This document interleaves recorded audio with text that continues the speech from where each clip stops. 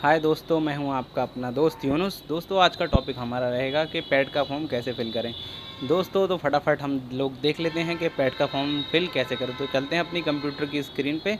Computer की screen पे आने के बाद दोस्तों हम अपना गूगल क्रोम ओपन कर लेंगे। गूगल क्रोम ओपन करने के बाद दोस्तों मैं आपको इस फॉर्म के बारे में जो इम्पोर्टेंट जानकारी है वो थोड़ी आपको बता देता हूँ। तो दोस्तों, इसकी जो फ़ीस है वो जनरल ओबीसी की 185 रुपये है, एससी एसटी की 95 रुपये और पीजी कैंडिडेट की जो है वो 25 रुपये फ़ीस रहेगी। और इसकी लास्ट डेट जो है दोस्तों 27/7/2022 रहेगी और फ़ीस पेड करने की भी डेट सेम ही है। और करेक्शन डेट अगर आपको करना है तो आप 3/8/2022 तक कर सकते हैं। दोस्तों, इसमें जो एजुकेशन है वो हाई स्कूल मैंडेटरी है, हाई स्कूल कम से कम होना ज़रूरी है। तो दोस्तों चलते हैं अपनी इसकी ऑफिशियल वेबसाइट पे UPSSC.gov.in। जब हम इस साइट पे आएंगे तो दोस्तों हमें देखिए पहला जो ऑप्शन मिलेगा, जो देखिए दोस्तों सबसे ऊपर लिखा हुआ दिख रहा होगा आपको, कैंडिडेट रजिस्ट्रेशन।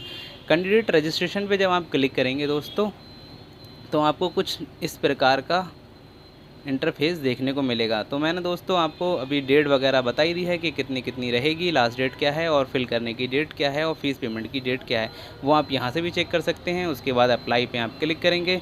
उसके बाद एज के बारे में ही दोस्तों ये बोल रहे हैं कि लोअर जो एज है वो आपकी 18 होनी चाहिए और अपर जो एज है वो 40 होनी चाहिए। क्वालिफिकेशन के बारे में मैंने आपको बताया ही है, वरना आप यहाँ से चेक भी कर सकते हैं। उसके बाद आप कैंडिडेट रजिस्ट्रेशन पर क्लिक करेंगे। कैंडिडेट रजिस्ट्रेशन पर आप क्लिक करने के बाद इस तरह के इंटरफेस दिखाई देगा आपको। इसमें बोल रहा है कि आपने पूर्व में कभी भी उत्तर प्रदेश अधीनस्थ सेवा चयन आयोग लखनऊ द्वारा आयोजित किसी पद हेतु ऑनलाइन पद्धति में आवेदन किया है। दोस्तों, अगर आपने किया है तो आप यस कर दीजिएगा, अन्यथा आप यहाँ से नो करके प्रोसीड करेंगे। प्रोसीड करने के बाद यहाँ पे देखिए नीचे आपको कॉर्नर पे चेक करना है और यहाँ पे आई एक्सेप्ट करना होगा। जब आप एक्सेप्ट कर लेंगे तो दोस्तों आपको इस तरह का इंटरफेस दिखाई देगा, जो हमें बता रहा है कि आपको कितने स्टेपों में फॉर्म फिल करना है। पहला एप्लीकेशन होगा, दूसरा फ़ोटो एंड सिग्नेचर होगा, तीसरा फ़ीस पेमेंट का होगा और चौथा हमारा जो है लास्ट वो हमारा प्रिंट आउट का होगा। तो फटाफट हम लोग देख लेते हैं दोस्तों ये कैसे फॉर्म फिल करना है। मैं आपको सिर्फ एग्जांपल के लिए समझा रहा हूँ, तो आप देख लीजिएगा। कैंडिडेट नेम जो है आपका जो भी नेम होगा वो आप यहाँ से अपना नेम डाल लीजिएगा। उसके बाद आप अपने फादर का नेम डालेंगे और उसके बाद आप अपनी यहाँ पे मदर का नेम डालेंगे। मदर का नेम डालने के बाद यहाँ पे are you domicile of UP, अगर आपका जो निवास प्रमाण पत्र है वो यूपी का है तो आप यहाँ से यस कीजिएगा, वरना नो कीजिएगा। उसके बाद दोस्तों आपसे पूछ रहा है कि आप फ्रीडम फाइटर हैं, तो अगर हैं तो यस, वरना नो। और उसके बाद एक्स सर्विसमैन हैं तो आप यस कर दीजिएगा, वरना नो कर दीजिएगा। और उसके बाद हैंडीकैप अगर आप हैं तो यस, वरना नो। उसके बाद दोस्तों आपसे पूछ रहा है are you skilled player of UP, अगर आप प्लेयर हैं तो यस कीजिएगा, वरना नो कर दीजिएगा। उसके बाद दोस्तों आपका स्टेट पूछेगा, आप यहाँ से स्टेट सेलेक्ट कर लीजिएगा। डिस्ट्रिक्ट पूछेगा दोस्तों, आपकी जो भी डिस्ट्रिक्ट लगती है वो डिस्ट्रिक्ट डाल दीजिएगा। उसके बाद कैटेगरी, आपकी जो भी कैटेगरी है वो यहाँ से देख लीजिएगा। कैटेगरी डालने के बाद दोस्तों यहाँ पे डेट ऑफ बर्थ पूछेगा, आपकी जो भी डेट ऑफ बर्थ रहेगी आप यहाँ से अपनी डेट ऑफ बर्थ डाल सकते हो। डेट ऑफ बर्थ डालने के बाद दोस्तों यहाँ पे जेंडर पूछेगा, आपका जो भी जेंडर है मेल फीमेल तो आप यहाँ से डाल दीजिएगा। एक मोबाइल नंबर पूछेगा तो आपका जो भी मोबाइल नंबर है वो यहाँ पे डाल दीजिएगा। उसके बाद एक ईमेल आईडी पूछेगा तो आपको ईमेल आईडी डालना पड़ेगी।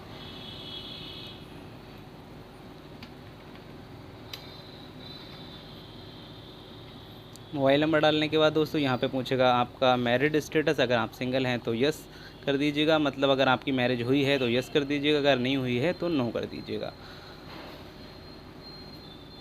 उसके बाद आपसे पूछ रहा है कि आप एम्प्लॉय हैं यूपी के या एक्स एम्प्लॉय हैं यूपी के, या आप नहीं हैं। अगर आपने कहीं पे भी जॉब नहीं की है या आप नहीं कर रहे हैं तो never employee in Uttar Pradesh पे आप क्लिक करेंगे। क्लिक करने के बाद दोस्तों थोड़ा सा नीचे आएंगे। उसके बाद एज रिलेशनशिप में कहेंगे, तो अगर आप एज रिलेशनशिप आपके पास है तो यस, वरना नो करके आप फॉर्म के आगे बढ़ेंगे। यहाँ पे हाई स्कूल की डिटेल जो है वो मैंडेटरी है, वो हमें डालना ही है, तो हम यहाँ से अपना बोर्ड सेलेक्ट कर लेंगे, आपने जिस भी बोर्ड से हाई स्कूल किया है। उसके बाद पासिंग ईयर आप देखेंगे, मार्कशीट के कॉर्नर पे नीचे लिखी होगी कि आपने किस ईयर में हाई स्कूल पास किया है। उसके बाद आप यहाँ पे रोल नंबर डाल देंगे हाई स्कूल का, और यहाँ पे आपसे पूछेगा कि आपका परसेंटेज था या ग्रेड सिस्टम था, तो आपका जो भी रहेगा आप यहाँ से डाल के आगे बढ़िएगा। उसके बाद ऑप्टेन पूछेगा दोस्तों कि आपके कितने मार्क्स आए थे, तो आप यहाँ पे उतने मार्क्स डाल दीजिएगा, और आपका टोटल कितने मार्क्स का पेपर था वो यहाँ से आप डाल दीजिएगा। उसके बाद अगर आपके पास इंटर है तो यहाँ पे क्लिक कर दीजिएगा, वरना इसको ऐसे ही रहने दीजिएगा। मैं यहाँ पे क्लिक करके इंटर की डिटेल भी डाल के आपको दिखा देता हूँ, ताकि आपको थोड़ा कन्फ्यूज़न ना हो। उसके बाद दोस्तों यहाँ पे रोल नंबर डालना है हमें इंटर का, तो हम यहाँ से रोल नंबर डाल देंगे। यहाँ पे हम परसेंटेज या जो भी ग्रेड है तो यहाँ से सिलेक्ट कर लेंगे। उसके बाद हम यहाँ पे हमारा जो भी ऑब्टेन रहा है वो ऑब्टेन डालेंगे। यहाँ पे टोटल मार्क्स डाल देंगे जितने का भी हमारा पेपर रहा होगा। यहाँ पे हम बोर्ड सेलेक्ट कर लेंगे कि हमने इंटर कौन से बोर्ड से किया है। उसके बाद थोड़ा दोस्तों नीचे आएंगे तो हमसे पूछ रहा है कि आपने ग्रेजुएशन जो है वो किया है या नहीं किया है। अगर किया है तो यहाँ से यस करेंगे, वरना इसको नो ही रहने देंगे। तो हमने किया है तो हम यहाँ पे यस करके बोर्ड का नाम डालेंगे। हमने जिस भी यूनिवर्सिटी से किया है वो उस यूनिवर्सिटी का नाम डाल के हम यहाँ से जिस भी ईयर में हमने पास किया है वो ईयर यहाँ से हम सिलेक्ट कर लेंगे दोस्तों, ठीक है। उसके बाद हम यहाँ पे सर्टिफिकेट नंबर डालेंगे। आप अपना सर्टिफिकेट या रोल नंबर मार्कशीट में देख लीजिएगा। उसके बाद डेट, इशू डेट देख लीजिएगा कि आपकी मार्कशीट जो है वो कब इशू हुई थी। आपकी मार्कशीट के नीचे ही लिखा होता है दोस्तों। आप परेशान या कंफ्यूज मत होना, आराम से देख के आप डाल दीजिएगा। अगर समझ में नहीं आया तो मुझे आप बता दीजिएगा, मैं बता दूंगा आपको कि कहाँ पे आपकी मार्क्स डेट होती है। उसके बाद दोस्तों ऑब्टेन पूछेगा कि आपका कितने मार्क्स आए थे, तो आप यहाँ से मार्क्स डाल दीजिएगा। यहाँ पे टोटल डाल दीजिएगा। और उसके बाद पोस्ट ग्रेजुएशन, अगर आपने पोस्ट ग्रेजुएशन किया है दोस्तों तो यस करके इसी तरह से डिटेल फिल करेंगे, वरना इसको ऐसे ही रहने देंगे।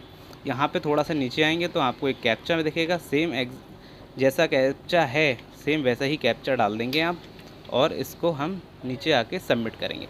सबमिट करने के बाद इसको कंफर्म करेंगे। कंफर्म करने के बाद दोस्तों हम देखते हैं हमें किस तरह का इंटरफेस दिखाई देगा। दोस्तों देखिए हमारा जो एप्लीकेशन है वो वेरिफिकेशन कोड जो है वो मैच नहीं हो पाया है, तो हम दोबारा से इसका वेरिफिकेशन कोड डालेंगे और फिर देखते हैं हमारा होगा वेरिफिकेशन या नहीं होगा। तो हम यहाँ से सबमिट करेंगे और ओके करेंगे। देखते हैं इस बार हमारा वेरिफिकेशन कंप्लीट हो पाता है या नहीं हो पाता है। आप कैप्चर में गलती नहीं करेंगे तो आपको कोई प्रॉब्लम नहीं आने वाली है। Verification code did not match, लगता है दोस्तों साइड का कुछ इशू है, वरना कोई प्रॉब्लम नहीं होती है। तो हम एक बार और कोशिश कर लेंगे, कोशिश कर लेते हैं एक बार और। आप सही डालेंगे तो हो जाएगा।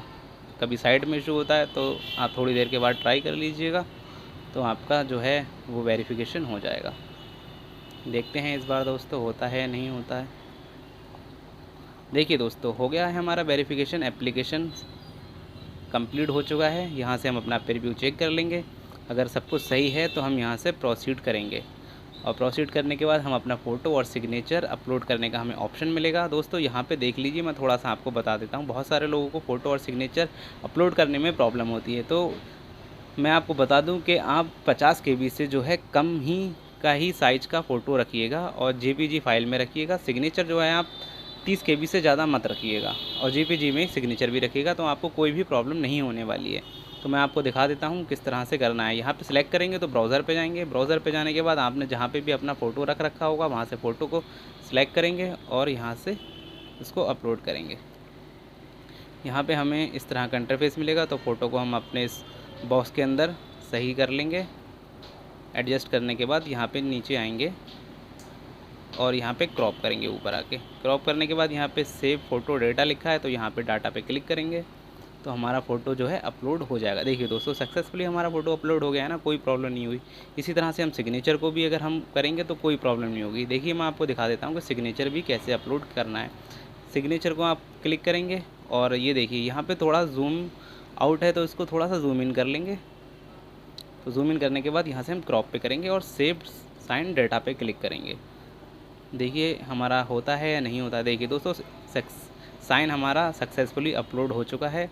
आप इसी तरह से करेंगे तो कोई भी प्रॉब्लम नहीं होगी आपको। अब अगर आपको फिर भी कुछ समझ में नहीं आता है तो आप मुझे कमेंट करके पूछ सकते हैं। उसके बाद हम दोस्तों कंटिन्यू करेंगे। कंटिन्यू करने के बाद हमें देखते हैं किस तरह का इंटरफेस मिलता है।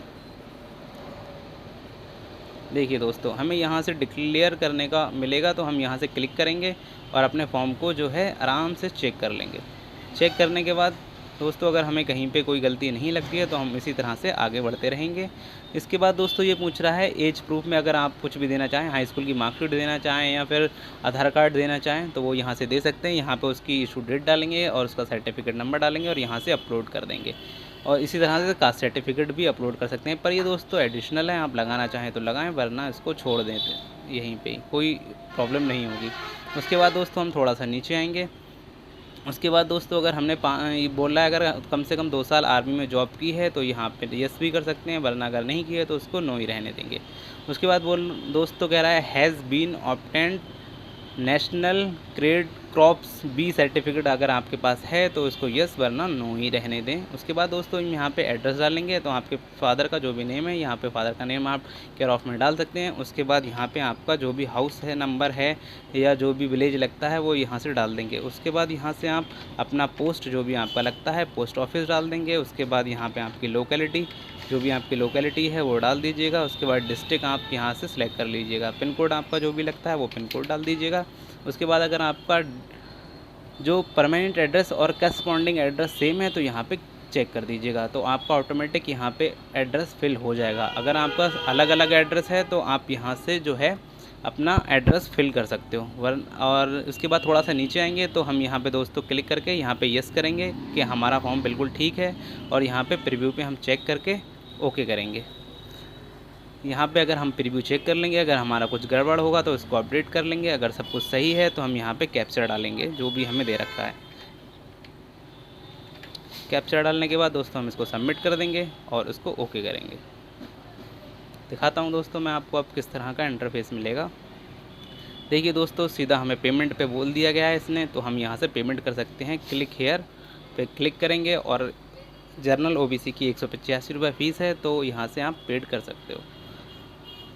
यहाँ पे इसको हम नो कर सकते हैं, या अगर हमें दोबारा से चेक करना है तो हम यहाँ से यस भी कर सकते हैं। तो यहाँ पे देखिए ये SBI का ऑप्शन सेलेक्ट करने के बाद प्रोसीड फॉर पेमेंट पे क्लिक करके ओके करेंगे। ओके करने के बाद दोस्तों आपको दिखाता हूँ मैं किस तरह का इंटरफेस मिलेगा। यहाँ पे देखिए स्टेट बैंक का जो दिख रहा है इस पर क्लिक करके पेमेंट पे फिर से ओके करेंगे। उसके बाद दोस्तों देखिए बहुत सारे हमें ऑप्शन मिल जाते हैं कि आप नेट बैंकिंग से भी कर सकते हैं, स्टेट बैंक या अदर कोई बैंक की आप नेट बैंकिंग यूज़ करते हैं उससे भी कर सकते हैं। सबसे सिंपल है आप UPI करें। UPI पे आप जब क्लिक करेंगे तो आपको दोस्तों मैं बता देता हूँ कि कैसे पेमेंट करनी है।